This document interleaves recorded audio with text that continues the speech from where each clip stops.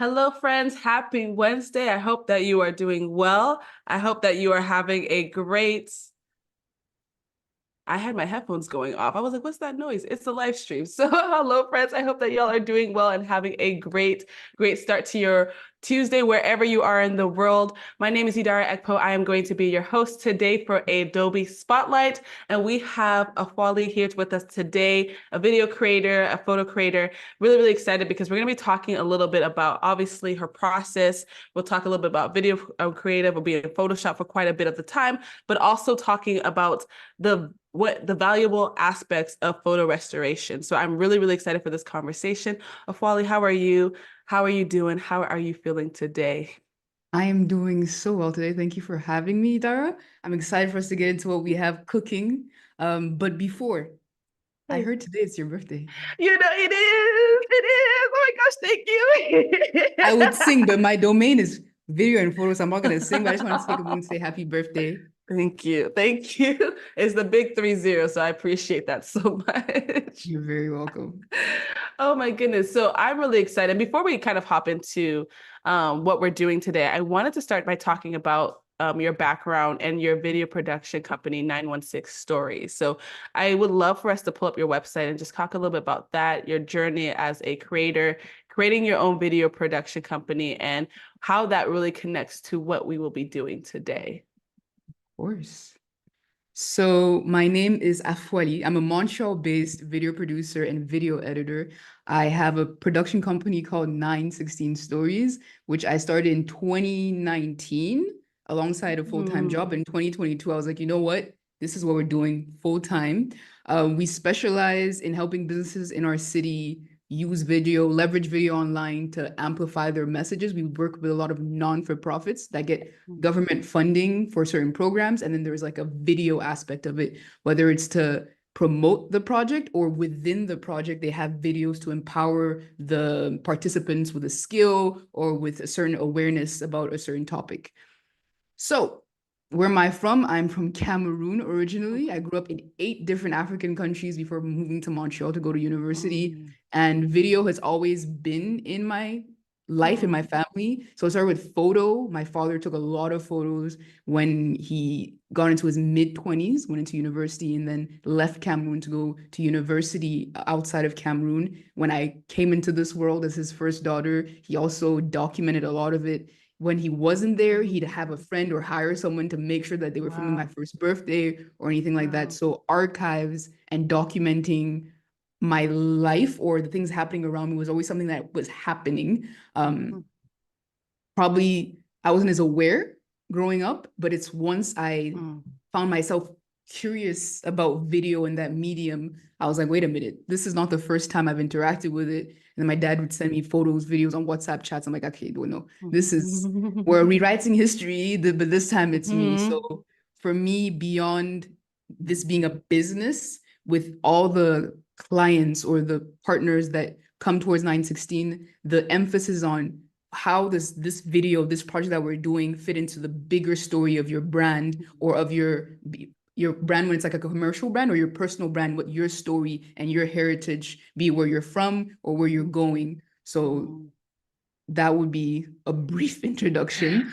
I can like scroll on our website. Yes, it would be beautiful. Go ahead and scroll. I would love to look at it a little bit further. And I honestly got chills when you talked about it's so interesting how life works and how the things that happened before we were even existing still they replay today in some kind of way. They just kind of show up differently. And I love that you shared that, like, you kind of fell in love with videography and photography, but then realized this is not something new and played homage to your own family, your father. And it's just that nothing is by accident. I'm a big believer in that. And so that is just so beautiful to see how that has continued on and it kind of is like, it's almost like passing the torch and you're continuing that legacy there. That is so beautiful. But I'm completely aligned with that. And I'm grateful to be able to reflect on this journey thus far and be anchored in where I'm coming from. Because I'm sure you've heard this in Mhm. online, or maybe in your culture. To know where you're going, you need to know where you're coming from. Yes, And not yes. everybody is blessed with that. So it's Mhm. definitely something I'm very grateful for. So within 916, we do a lot of like just video production, talking head videos, but we also experiment quite a bit. So what you're looking at here is an award ceremony, one of the biggest in Montreal for that celebrates Wow. Black excellence. And so for this year, what they asked us to do is to take care of all the promotional content, but also take care of the Instagram 916 Mm, experience during the event. So when people are not in the room, when people have left the room and are watching back the story of the event page, what do they see? So we mhm. created motion graphic animations, and we created like a schedule of what we wanted to film throughout the event. So this here, you're looking at the motion graphic Wow. animation that we created beforehand. And then during the event itself, I had several videographers on the black carpet, and then videographers with the award winners, which I'll show you in a second. Wow. But the goal of all of these videos is capturing the moment in a way Mhm. that's not too edited. It's clean and it elevates, if Mhm. anything, or I'd say rather represents the brand that we're working with. So Black Excellence, Mm, we're gonna do it well. We're gonna make it look clean. You can't hear the audio here, but a lot of the music was also music by Montreal-based wow. artists representing the culture fully. And then, of course, we had 360 videos that we did for the winners after they were given their awards. They're gonna play here in a sec, but we had Corneille, who was one of the recipients. There was Kate Trinata, another recipient. Wow. But this is the essence of it. This is an example of a project. I'm just gonna like scroll down so you can see the credits, because it's important for me to shout out the different people who are part of Yeah. this. I can't do it alone. I work a lot in teams, with editors, other directors of photography, motion graphic animators, photographers, so on and so Mhm. forth. So this is just an example of some of the work that we do. This is so incredibly beautiful. And the chat is also sharing how beautiful and how much they just love this. But I know you talked a little bit about like, when you started your company and you were doing the 9 to 5 thing, you decided you would do this full time. What would you say was the biggest motivator to establishing 916 Stories? And then with that, what was your vision and hope? Because to start a company is not an easy thing. It's no big small thing at all. So when so starting your company and getting to it to this point, like I'm interested in the vision, what motivated you, and just that overall journey. A lot of curiosity. I'll be very Mm, honest with you. When it comes to mission and vision, for me personally, it's not something that I sat down, I'm like, this is what I'm doing. I know it and we're gonna mm, go. What I knew for sure is at the time in Montreal, I was very passionate about video. I was speaking about it everywhere I went. Everywhere I went, I had a camera. And that subsequently attracted people towards me who were interested in video or who were like, I need video. So that mhm, the demand was there on the market. And I was passionate about it enough to be like, this is something I want to keep doing. And beyond that, the impact I saw it having on the people that I chose to create videos with or for, I was like, this is worth it. Like, it lights me up inside. mm, Now, mission and vision 100%. What I knew for sure at the time was I saw the rise of vertical video. When mhm, Instagram took the story feature from Snapchat, I was like, mhm, there's something happening here. And then I yeah. watched two brands specifically, the Golden State Warriors, the basketball team, and then Fashion Nova, the Mm, fashion brand. Their wow. Instagram stories in 2019 were, from my perspective, the most immersive and most effective for a brand. When I Mhm, watched the Golden State Warriors, it was as well as I was the game. They had great mhm, animations. They had the mhm, right highlights of the game. Fashion Nova did an amazing job mhm, showing their new products, making it mhm, really easy for a consumer to watch the story and then click and buy. So I was like, okay, there's the format, the 916 format, and there's mhm, demand. People are seeing the value of video, and I'm really good at it. So those three things made me decide, okay, 916 vertical video, that's the ratio of mhm. vertical video, and then stories, which is the basis of what we're doing here, telling people stories. Thus far, I'm gonna keep it 100 with you, Idara. I am figuring it out day by day. Yeah. Like, I have a better understanding of the business side of it since I've been Mhm. doing it for a little bit longer. Yeah. But in terms of the long-term goals, I have Mm, a blurred vision, But on a daily basis, I'm just like, my main goal is take the next step as well as I possibly can. Just Yeah. focus on the next step. Yeah. That no, I it's so incredible. What I love about what you just shared was how aware you were of what was happening around you, and noticing that when you saw that the transformation from stories from Snapchat to Instagram, and realizing very early on video is it has become such a huge part of how we receive content. And so for you to realize that so early on, and then notice the other brands that are doing things that are just such in such game-changing ways, and taking that and using it to fuel your own passions and dreams, it's so incredible. And I think it shows the importance of being aware of what's going around you, what's going on around you, the space that you're in, and seeing how you can take that and add to it. So I think that's absolutely beautiful as far as that regard. Keys asked, what does 916 stand for? And they're like, oh, 916 aspect ratio. Never mind. You got it, Keys. Oh my goodness. So what would you say, I guess, as far as, because you've also touched on, and I know we'll go into Photoshop, but you mentioned the point of the business aspect of it. And what would you say, because I've learned, especially starting my own business, it can be very difficult separating yourself from like the photographer and the business, diving in deeper to being the business minded individual.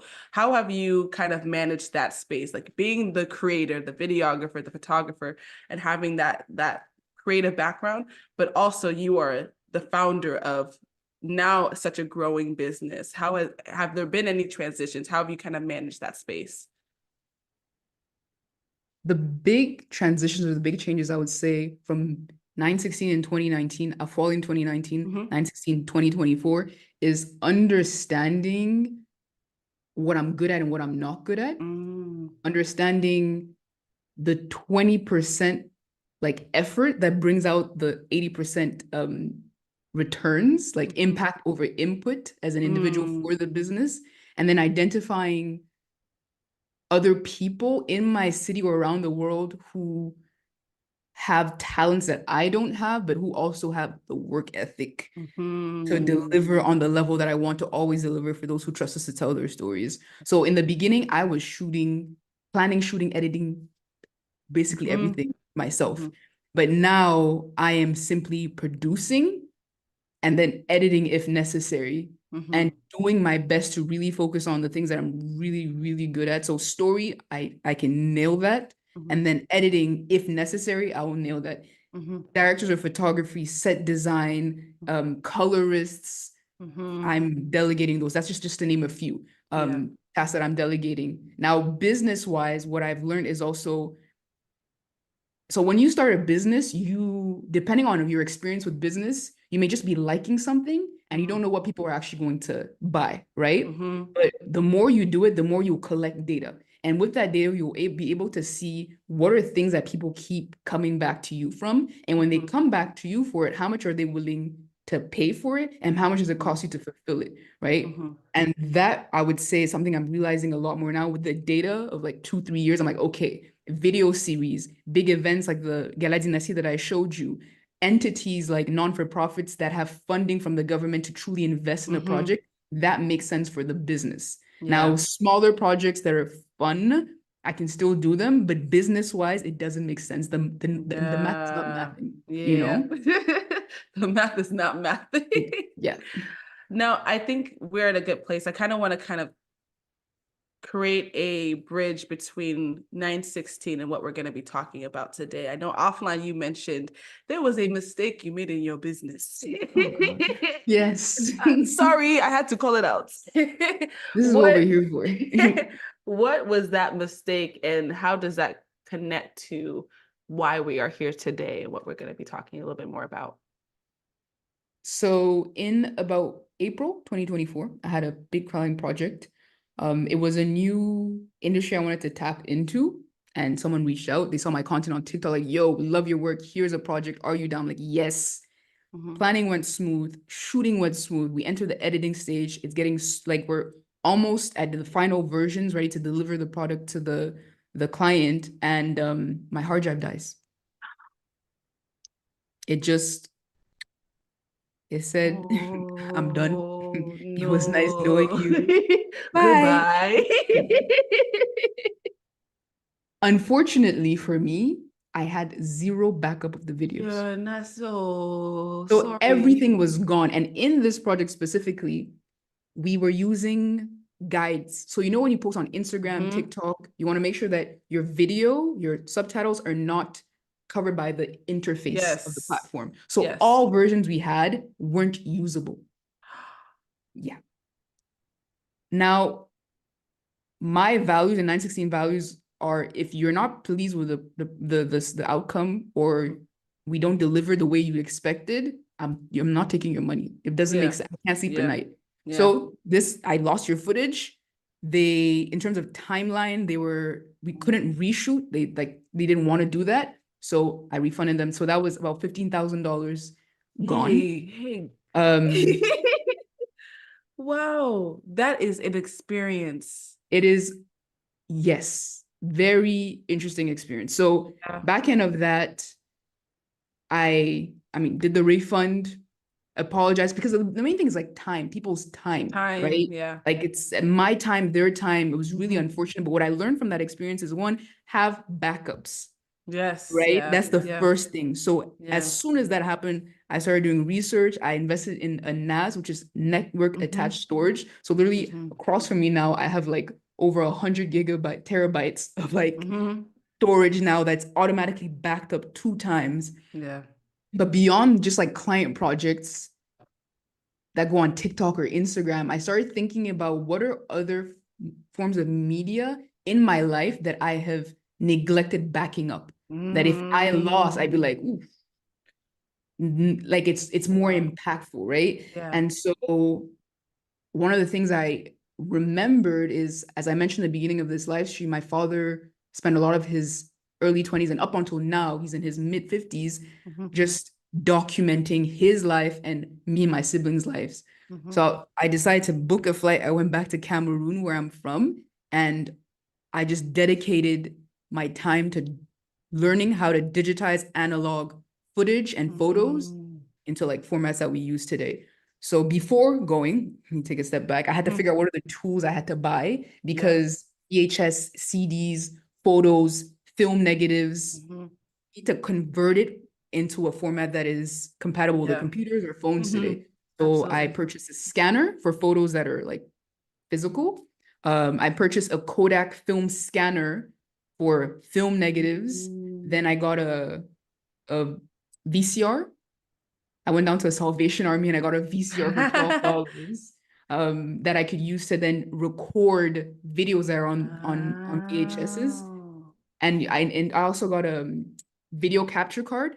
Elgato Hmm. has them when you're live streaming, but you also have to get one for to go Mm. from VHS to MP4 on your computer. Hmm. And lastly, I got a CD reader, like a DVD player. But Hmm. those are the tools that I got. I went home and I started scanning photos, recording videos. There were over Wow. 5,000. I'm not even done, by the way. I went and I Wow. wasn't able to finish it, but it just got me thinking about yesterday. If you're a video producer, you're like, oh, I got to back up my client projects, but that's today. Have you thought about how you're digitizing your family history, your Hmm. community's history?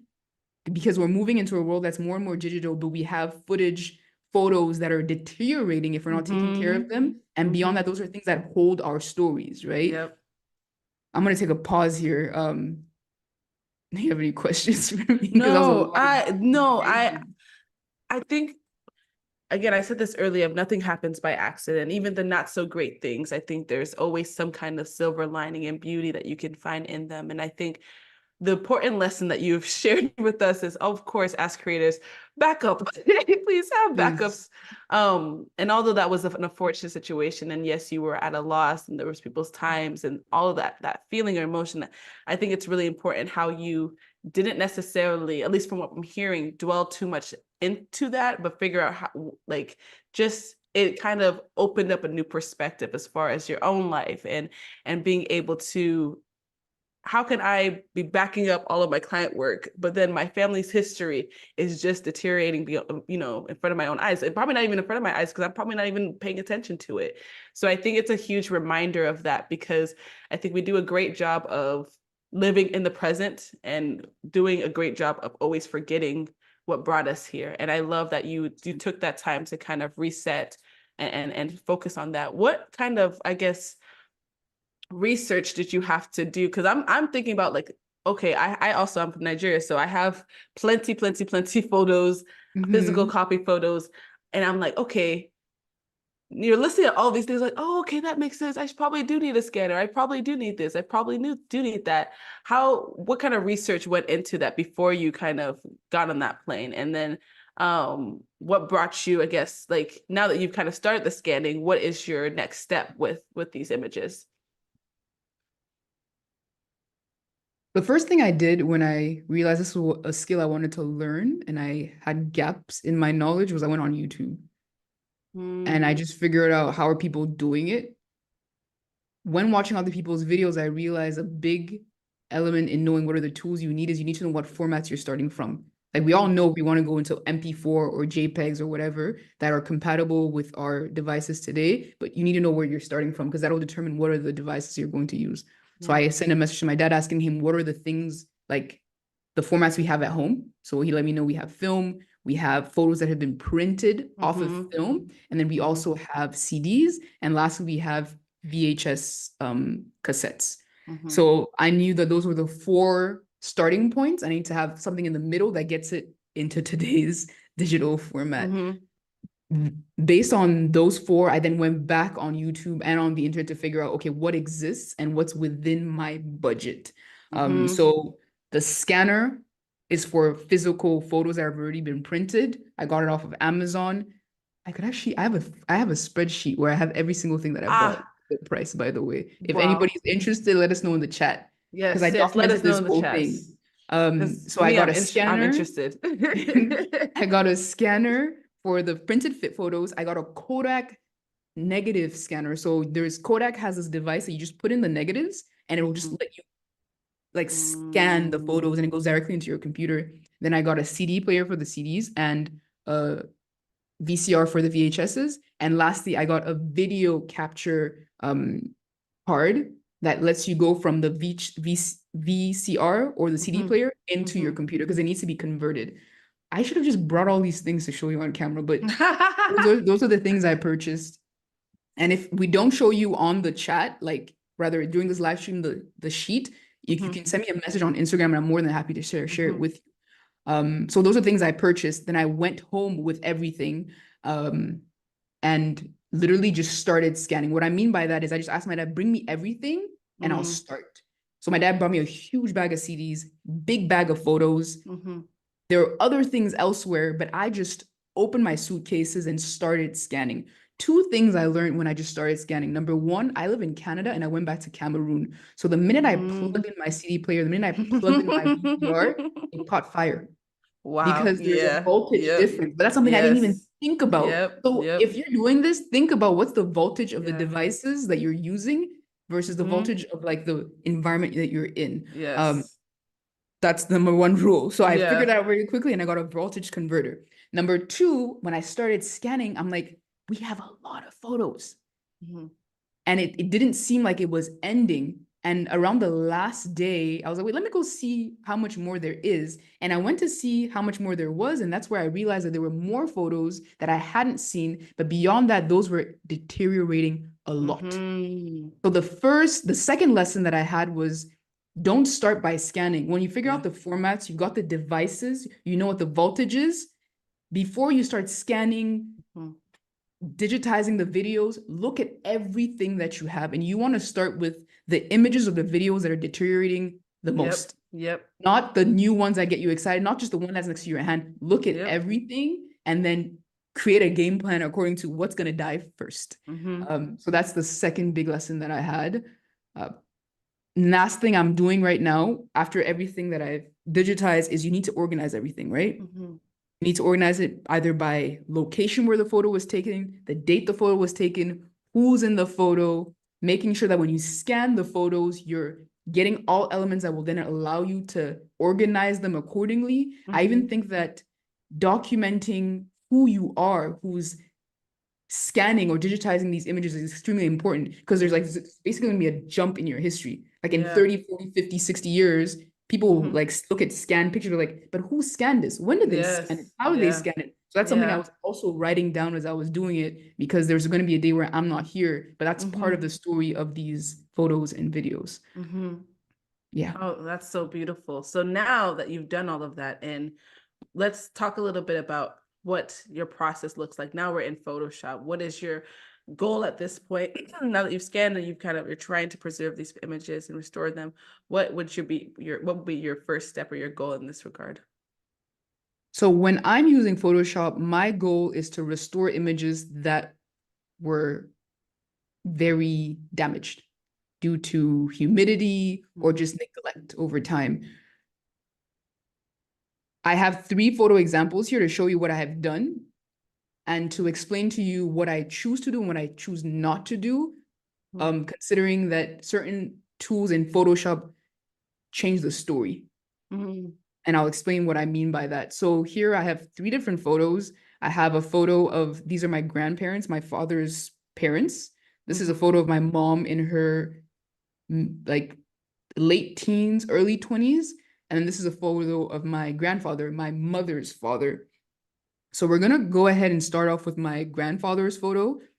You'll notice that in this, what you see on screen, you have the photo, and then you have on the right side, 22nd of November, 1977. So what I would do with photos that had writing on the back, I'd scan the back just so I have the context, right? But when I get into Photoshop to restore an image, I'm really focusing on just the photo. So the first thing I would do is just crop the photo to get rid of the like frayed edges. So I simply selected the crop tool. I'm gonna go ahead and just crop the image.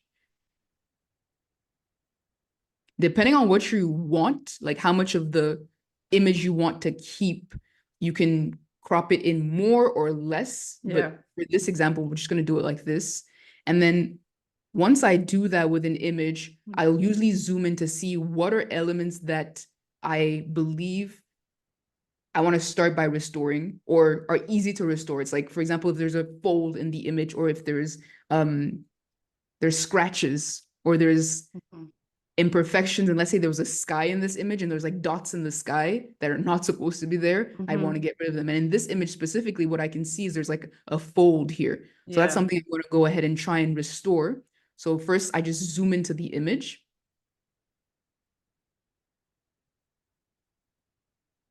Then I select the clone stamp tool.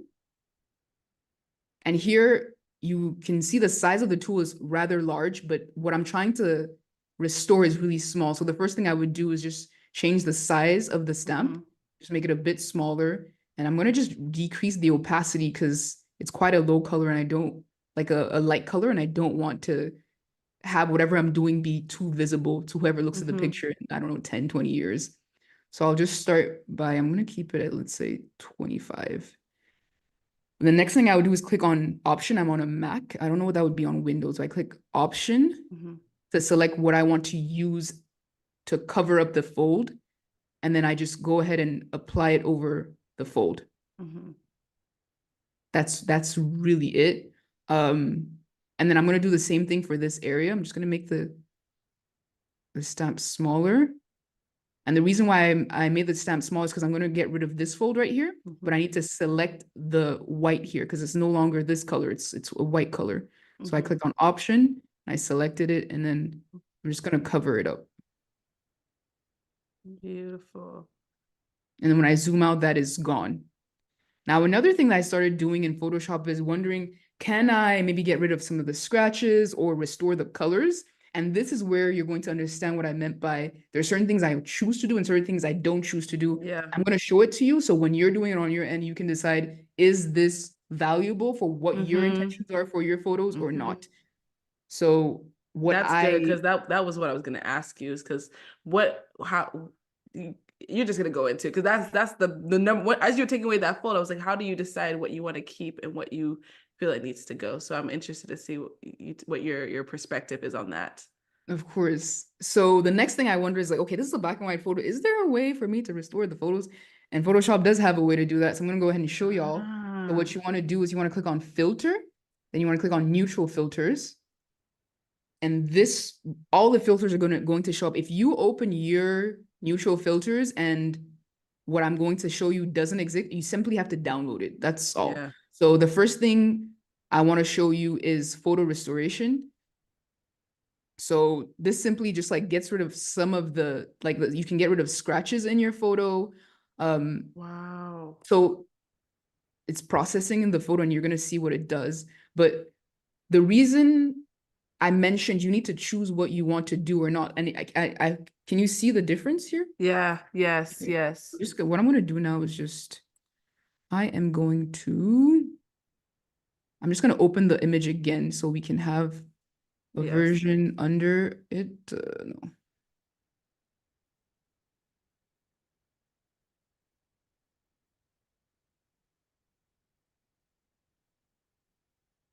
Did it open up? Okay, well, I'll do that in a sec. So, Mhm. filter, neutral, neural filters, sorry, and then I photo restoration, and you can reduce the scratches. That's an option. Yeah, Now, again, it depends on what it is that you're trying to do and where these photos are going to live, right? So, if yeah. I was doing this restoration because I need to use these photos in a video edit, and the video edit is all 4K. And when we go into Mm-hmm. this, like the jump is way too jarring or it doesn't serve the story, then I would enhance or I would restore the photos so Mm-hmm. they're clearer to see, right? But if I'm telling a story where the fact that the photos look really old actually serves the story, Mm-hmm. then I'd keep it as is. Beyond that, you need to also think about why are you restoring these images. For me, it's to like preserve my family history. So I'm Mm-hmm. not trying to do too much. I like the fact that this is how the photos are, it's part of the story, like the Yeah, folds and everything. I yeah. would sometimes keep them. In this case, I'm not keeping it, but rather the scratches, I would keep them. But if you don't want to, this is how you would go about getting rid of them. And I just wanted to show you so you can do that if you choose to. Wow. So once the scratches are gone, I'm just going to zoom in so you can take a look at that. You can click on OK and it'll be applied to your image. And then I'm going to show you how you would go about. So this is, I'm just going to zoom in. Let me know if you can see it, Idara. Yes, I can see it. And we actually have a question in the chat. As you kind of so have you ever attempted using any kind of like archiving efforts with, I think there's a website called archive.org. They do accept family photos, I think as long as the material is public domain.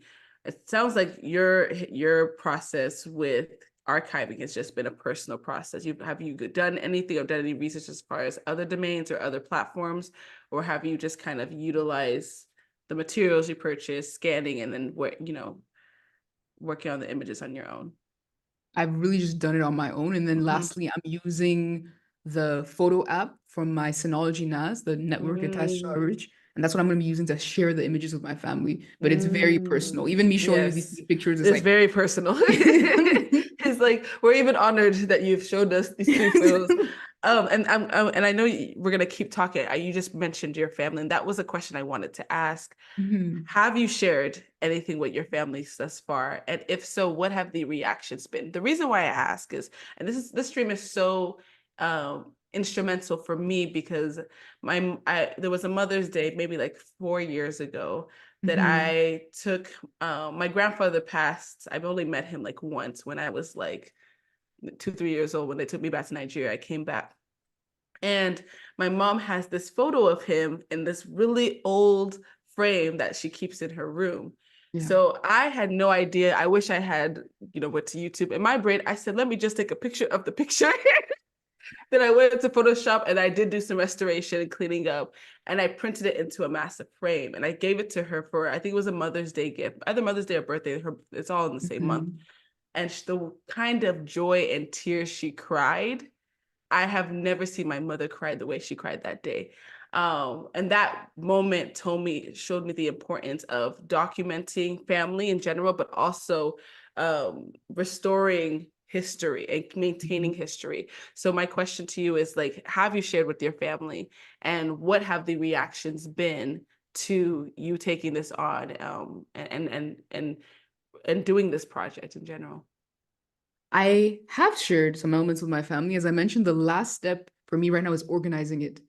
So that's what I'm focusing on, like organizing by who's in the photo, where's the photo taken, when is the photo taken. So once I share it with them, we're also doing the archiving well, not just a whole Yes. bunch of photos, because that's what I had when I went back home. It was just a bag of photos, no context, no organization. Because over time, people come over, or my dad goes back and he looks at them and he just puts them back in the bag, but they're not Yep. organized in a particular manner. So that's the first thing, organizing them and then sharing them 100%. But what I have been doing before finishing the whole process is sharing pictures here and there. So 2 weeks ago, it was my aunt's birthday and she turned 51, if I'm not mistaken. So in the group chat, like her sisters, my mom's like, happy birthday. They're like taking, like putting pictures of her from like last week, a month ago. Like she's like looking like what she looks like today. It's like picture taken with an iPhone, a Yeah. Samsung, no affiliations. He Or said, like I will be different. and when I saw that it, like it clicked, I was like, I remember scanning pictures of her when she was in Yeah. her mid-20s, late teens, and these are probably photos she hasn't seen because my father has so many photos of people they don't even know that these photos exist. Like Wow. every once in a while, when I was back, no, forget once in a while, when I was back home and we're going through, he'd look at pictures like this guy doesn't even know this picture exists. Look what I'm gonna do. He'd Wow. take a picture, send them to them on WhatsApp, and they're like, oh my gosh, I didn't even know this picture existed. I didn't know you had a picture of me and my daughter when she was 3. Yeah. So when I saw that birthday, I was like, this is let's test something Yeah. out. So I go into the folders, I find like 3 pictures of her and I send it in the chat and they absolutely loved it. Like, thank you Yep. so much for these old photos. It's not the same relationship we have with nostalgia or memories because today Yes. I took a picture here with my phone. I walk in 5 minutes, I can look at it again. Tomorrow Mm-hmm. morning, I look at it again. I go to a Mm-hmm. concert. The minute I leave the concert, I'm looking at the playbacks of the things I shot. But Mm-hmm. with these memories, because the way we captured them in the past, there was more time between the capturing Yes. of the moment and when you can consume and feel that nostalgia. Yes. Like it hits different, you know? Like this is a picture she didn't maybe know she didn't know existed or she hasn't seen in like 20 years. Mm-hmm. So 100% I've done it. I love that they can relive these moments in their lives. And I love that I'm I have the time, one, to learn the skill to do it, but the opportunity to even just do this in general and then share it with them. That is so beautiful because it's just so we get caught up in today and how we look today. And like the point that you made of during that time, there was a there was a time between when you took the photo and the gratification that you could get when you actually saw it. Here we live in a time of like instant gratification. As soon as you take that photo, you can see it, you can share it, you put it on Instagram, people are commenting on it, you know, all of the things, you're feeling all the emotions and all the things, but there is something beautiful about that gap in time when you would take a photo and you would never be able to see it, or you forget that you took it, and that Yeah. feeling that takes you back to a memory or a time that you didn't even know was captured. So that by itself, you've told me today I need to go back and document my family. Really recommend it. And to your point about seeing the photo of your grandfather in your mom's room and just Mhm, taking your phone and taking a picture of it, mhm, I 100% understand that. Because mhm, as I was scanning photos, my brother would come, he's like, oh my God, that's me. Pulls out his mhm, phone. mhm. And this is while I'm scanning. And I'm sitting like, You have this like meticulous process. You're scanning the photos, and it's just like,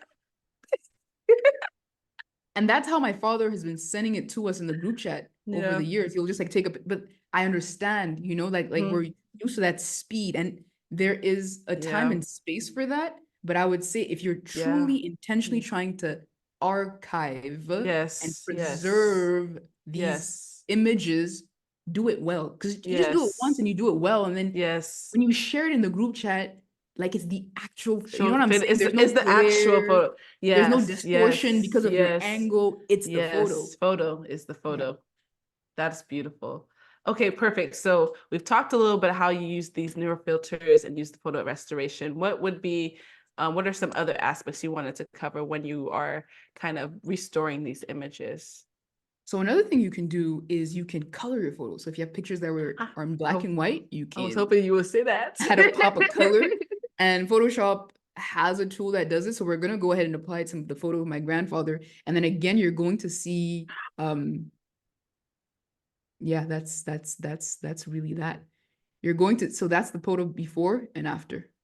And this is the Wow. photo like before the scratch reduction, and then after the scratch reduction and Wow. adding the colors. So Wow. Photoshop did its best. You can still see there's like Yeah. portions that are like, not too sure. But you know, like if you zoomed in and you're like, this is the photo you're using, Mm-hmm. it's looking like something, It's you like it's know? the way it hit me. Like I just said, it's Yeah. looking like something. Yeah. Oh Well, that's another wow. tool that I use on Photoshop to restore these images or to push the story further, right? Like just to Mm-hmm. like, what would it have looked like if it was in Yeah. color? And again, you get to choose what are your goals and your Mm-hmm. intentions when you're restoring Yes. images. Yeah. Obviously, me adding color using Photoshop tweaks the story a little bit, right? Yes. Yes. There's context where that's useful and there's others that it's not. It's up to you to use Mm-hmm. your judgment to figure out what are the tools Mm-hmm. that you want to use when restoring an image. What has helped you come to that realization and make that decision? Because that was a question that I wondered, like each of them tells a different stories. It gives you a different feeling. So as you being the person that is archiving and hopefully, of course, preserving your family's history, are you how because I can only imagine the responsibility of how it's being preserved. So how are you making those decisions, even when it comes to like keeping it in that black and white or coloring it? Because it's two different things, two different feelings, two different stories. Are you doing different copies, or are you just making an executive decision of like, this is what I am in this moment and feel like it's right in my spirit to do for this specific image, and then saving that?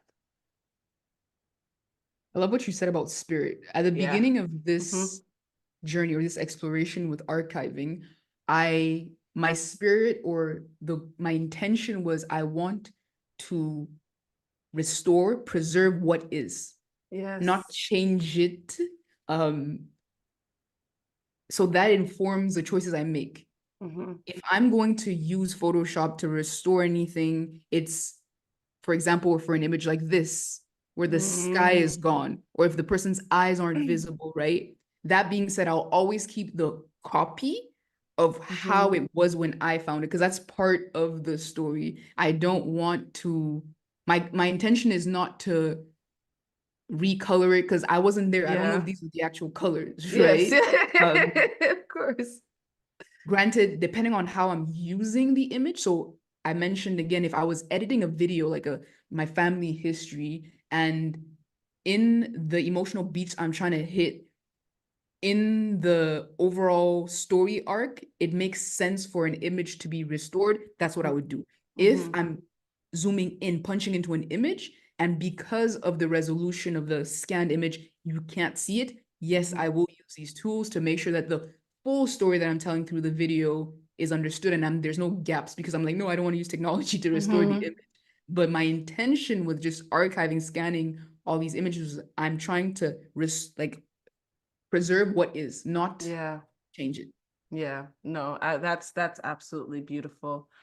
Oh my goodness. So we have about 10 minutes left, and you had two other photos. So I also want to be respectful of your time and what you want to share. And I loved how you mentioned with photo number two, restoring the sky, or trying to decide with what to do. What would your be, I guess, your process with an image like this and seeing the actual damages or more damages to the actual physical photo? So with a photo like this, number one, I'm happy the face is not touched. We're Yes, not, yes. got here in time. You know, the paramedics are here to help this picture. So the first thing I would do is just crop the image and get rid of the edges. I believe, if I'm not mistaken, this picture had the white border, Mm-hmm. but as I mentioned, I would have a copy of the original scan and this. So to Mm-hmm. restore, I'd start off just by cropping the image and getting rid of the white border. And you understand why I'll do that once we start working in the sky. Okay. So I'll just go ahead and crop it like this. Let's just do a better job here. And as you do that, all these photos that you're taking, were you able to quickly identify who they were? Were you having has this prompted conversations with like your family, like your father, of saying, who's this individual? Or, you know, what does that process look like too? It's just, I can imagine you just going through photos and you're seeing family members, people you may know, may not know. How has that kind of prompted the conversations you've had with your father, and how has that added to your relationship with him as well? So first thing is, he's not said this in as many words, but I know. As a parent, you want your children to like what you love or care about the things that you care about, right? Or see the value in the effort you put into the things you do for them. And for us, he was very intentional about always documenting things. So me just taking the time, like, hey, let me make sure that what you did lives on 100%, you know, great for the heart. Can't say it in as many words, but I know that when I was telling, listen, when I told him I was gonna do it, he was like in my DMs in my WhatsApp chat, like, yeah, there's this photo, and like, did you get everything you wanted? So like, there was that aspect, the process, we got to discuss it. But when I got to Cameroon, when he showed me all the photos, we just like spent an evening, myself, my two sisters, and my mom just going through the pictures and like, oh my God, look at this person. So that was nice to just hear the stories behind the images and not just like see them. And then of course, I'm grateful that some pictures have text on the back. Yes. It's either like the person who took the picture tells you who's in the picture, when they took it. So it helps me with the images he wasn't able to like actually tell me, describe what was in the photos. But beyond that, as I mentioned, I'm still in the middle of this process. The last thing is like organizing them, and I'll definitely be having him help me a lot because yeah. So let's go ahead and use another tool. So in this image, what we have is a photo of my mother, and we can see that there's a lot of like deterioration in the image. And this is just probably due to humidity. This photo specifically was in a photo album that was created maybe in the late 90s. So it's been around for a while, and the sky was just disappearing. So the tool I will use, let's try this. I've used it in other photos. Let's see if it works with this one. If it doesn't, I'll show you an alternative way. So I've selected the patch tool. And what I'm going to do is I'm going to select the patch I want to fix. So this portion of the sky where you can clearly see that the photo is damaged, that's what I'm going to be patching. Let me see, I can do better.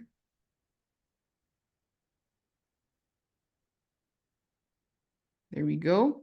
And then what the patch tool allows you to do is basically copy another part of your photo, like take a part of your photo and put it under.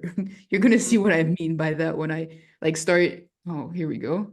So I simply clicked on it and I'm moving the photo over. And as you can see, it moved to her hair. We don't want her hair. We want the sky. So I'm going to move over to the other side. Now, as I mentioned before, we're going to see if it works or not.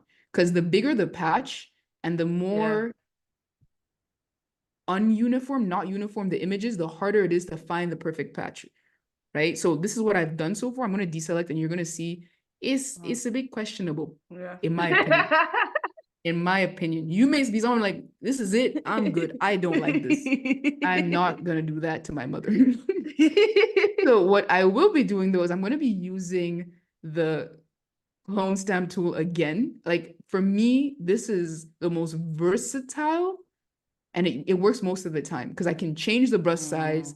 I can really select the specific color I want to use to cover up whatever deterioration is in the image. So I'm going to once again click on option and then select the blue and then just like cover it here. As you can see, when I put it over, it's still the deterioration is still visible. And that's because my opacity is at 51. I'm going to increase it so that when I apply it, everything is covered up.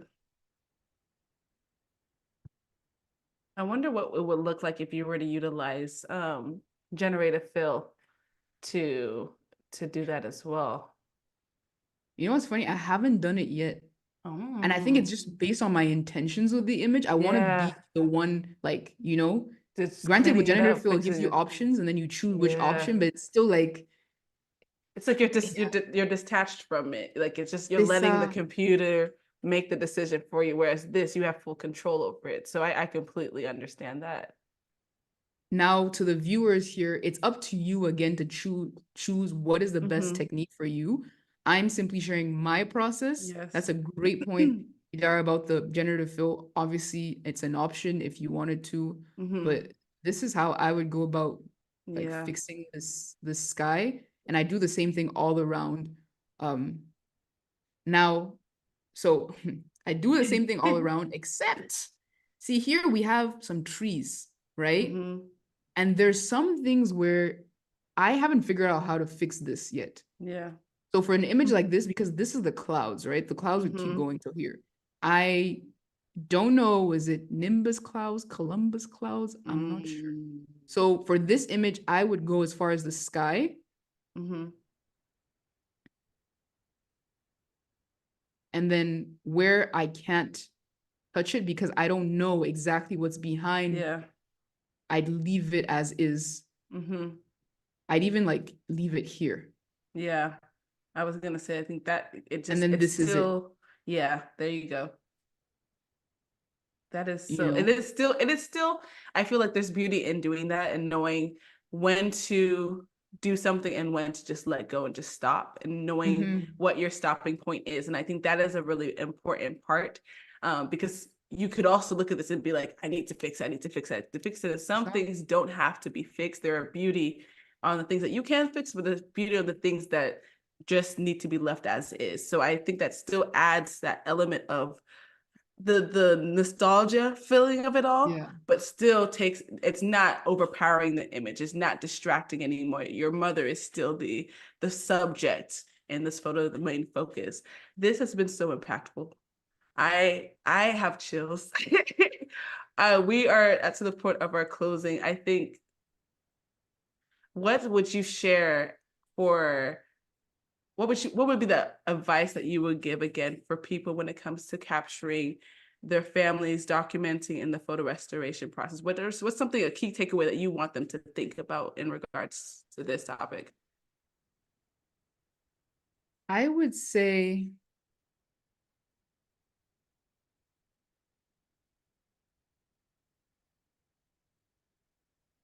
this is gonna sound corny.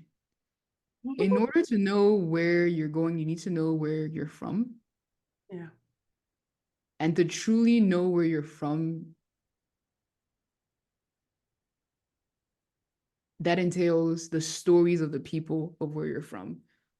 We are blessed to live in a time where we were able to document it in a very accurate manner. There was a time where people would draw in caves to document their Mm-hmm. story. There are certain people who choose to just write, and they may write in a very metaphorical manner. So there's Mm-hmm. interpretation in everything that you read, Mm-hmm. right? Depending on who you are, what your biases are, the way you perceive a story that you read is completely different. But with Mm-hmm. images and videos, what it is what it is to a certain Yeah. extent. Obviously, there's room for interpretation, but a lot less. And especially as global Africans, Mm-hmm. a community whose history has not always been Mm-hmm. um like appropriated by us. Like we're not Yeah. always the ones like we're not the ones owning our story all the Yeah. time. A Yeah. lot of our experiences today are because other Yep. people came and told us this is who you are, Yeah. this is where you come from, this is how it Yeah. was. That's the past, that's part of our past. But today, if this live stream made you think, okay, no, this is important to me, it's important to my community, I strongly invite you and encourage you to take the time, even if it's just with your phone, Mm-hmm. to figure out what are parts of our story that are not digitized, that are not looked after, Yeah. preserved, and could potentially disappear because we're moving Yeah. into a more and more digital world. No, that is Such a beautiful, oh my gosh, I have chills. Afoali, thank you so much for everything that you've shared, and even inviting us into the space, giving us a piece of your life, your heart, and sharing it with us in the stream. It is not taken for granted. So I wanted to go ahead and acknowledge that and thank you for that. Val, thank you so much for adding Instagrams, websites, and I hope that y'all really did enjoy this stream. If you missed it, go ahead and this is one you want to rewatch. I can tell you that right now. But of course, make sure you stay tuned. Up next, we have the Motion Design Hotline with Evan and Kyle. So I hope that you guys really do enjoy it, and I will see you guys next time. Bye.